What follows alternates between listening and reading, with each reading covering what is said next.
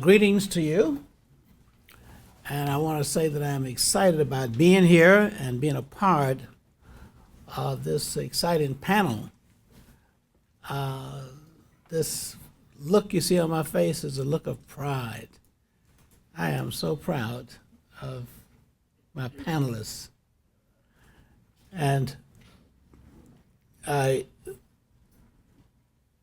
have a sense of hope, because we always see the negative things as we talk about today, but to have some young black professors and professionals with all kind of skills and all kind of abilities, and mostly important, the kind of commitment. So I am absolutely thrilled, yes. And I look forward to seeing more and more of them in terms of the leadership that we expect to have here in Washington as we build the Institute. We have the foundation, we have the ingredients. All that they need now is the recipe. Because once you have the ingredients, then you can start cooking. And it looks like to me that someone has already stoked the wooden stove. So there's some cooking going on. And I want to come back so I can be the first one to taste it. Okay, what y'all put together in terms of a menu. Let me say that I was here and born and all those things when Rodney King incident occurred. In fact, I was very much involved in some activities during that time. And I'll just simply share that with you and then update Ferguson, and then we will move on. There have been many tests to see if nonviolence has relevance today and whether or not it can achieve any specific purpose set forth. Or was it an activity of the past? And that test has been given many times in many different situations, and this Rodney King incident was an opportunity to put nonviolence to the test. And you can do the research on this so you can be very clear. When the incident occurred, there were people who gathered in LA, and they had a church meeting. And they were trying to decide what to do in response to the Rodney King incident. And the meeting ended without any specific action. That's when the gangs went out and started burning and rioting. So it was LA that helped to kick off the riots, and they happened in many places other than LA, all over. In fact, the Crips and the Bloods were involved in initiating some of the violence that took place in LA. I met a couple of the founders of the Crips. You should know that the Crips was one gang, and the Bloods was a split in the Crips. So the gangs even split. They were once one gang, and the Bloods separated, and that's when they started rival against each other. Sometimes people can only attack each other if they're close enough. So they were close. They knew each other. Okay? So I talked to the founders of the Crips. And this young fellow was 12 years old at the time when the Crips was formed.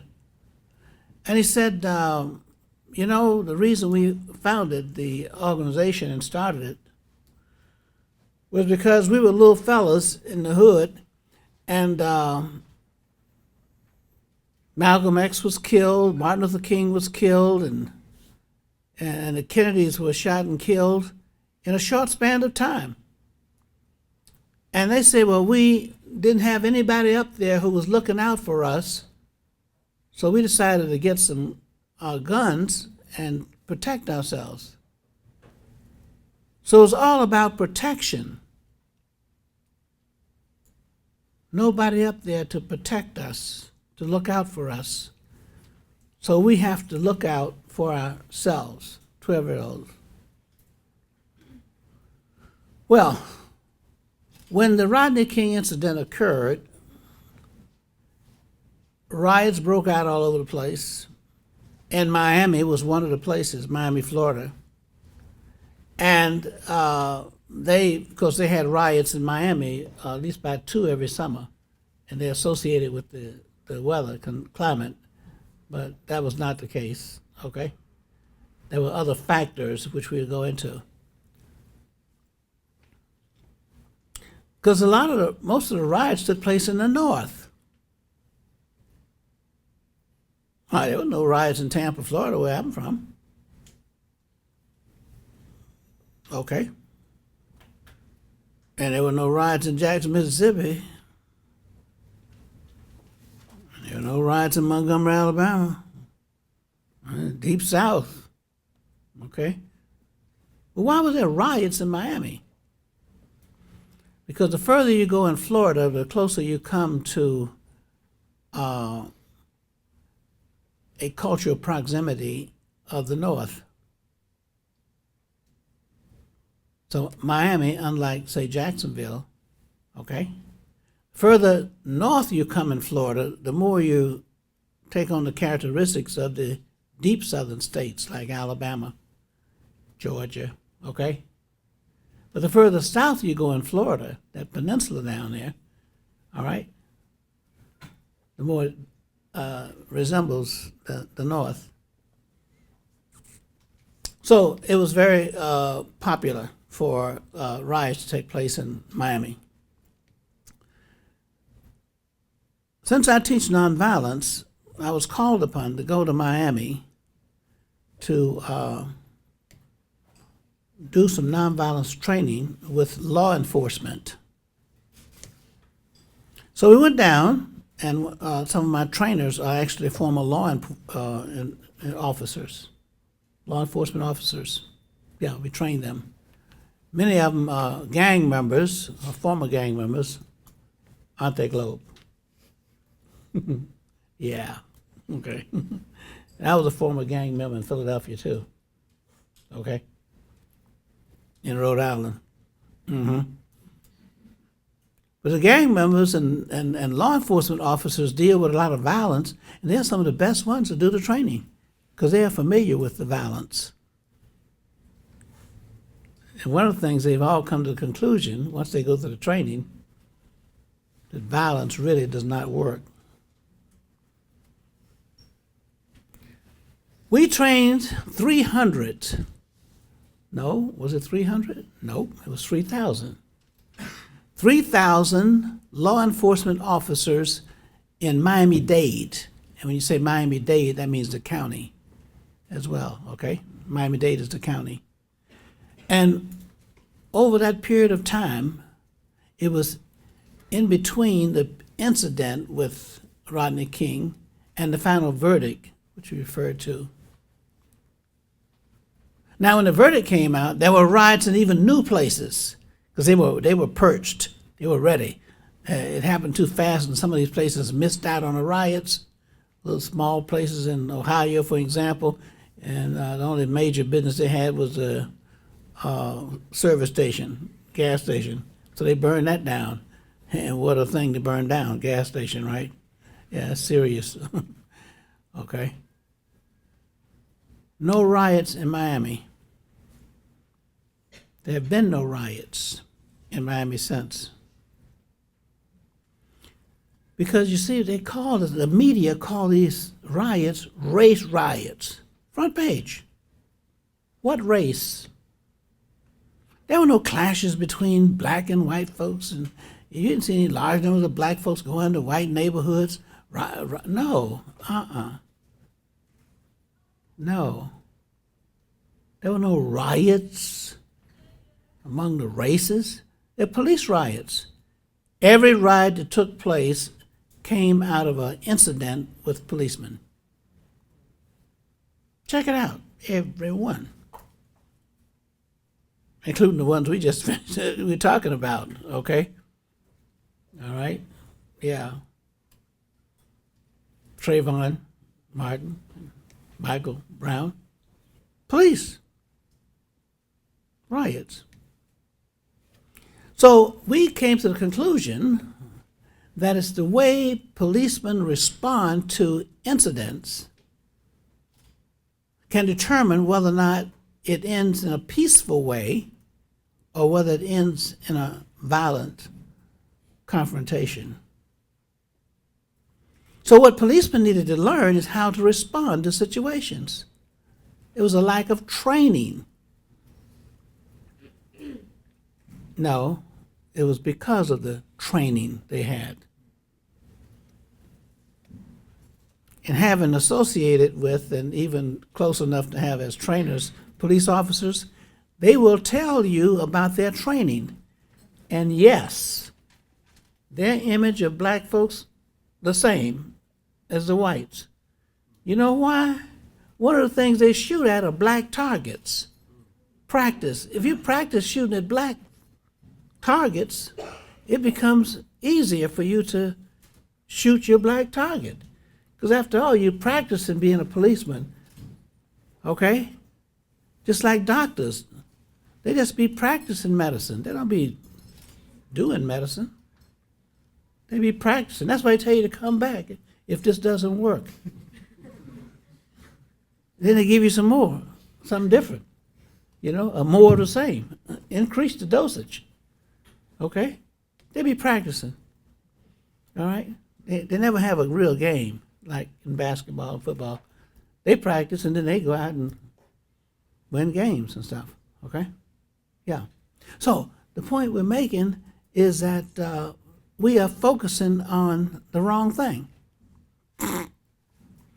Our focus should be insisting that law enforcement officers be trained. You know why? Because they have in their hands the law, which says that they can determine at a moment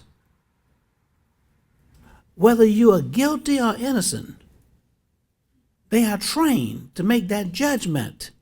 If they decide that you are guilty and that you are a threat, so you can't know until after it's over whether you, were really dangerous, but after it's over, then that means the policeman's dead, or either the one they're trying to protect. So you have to be proactive.